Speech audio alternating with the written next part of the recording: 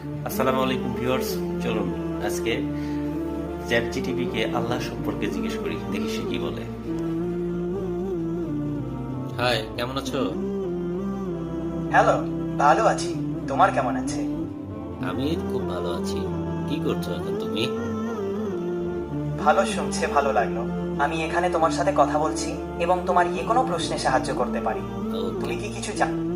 ওকে, আচ্ছা তাহলে তোমাকে আমি বলি, তুমি মহান রব্বুল আলামিন আল্লাহ তাআলা সম্পর্কে কি জানো? আল্লাহ বা আল্লাহ তাআলা ইসলাম ধর্মের প্রধান উপাস্যি। মুসলিমদের বিশ্বাস অনুযায়ী আল্লাহ হলেন সর্বশক্তিমান, সর্বজ্ঞানী ও সৃষ্টিকর্তা। ইসলাম ধর্মে আল্লাহকে একক এবং অদ্বিতীয় হিসেবে মানা হয়।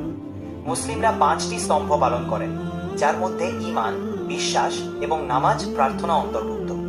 তুমি যদি আল্লাহ সম্পর্কে আরো কিছু জানতে চাও তবে আমাকে জানাতে পারো।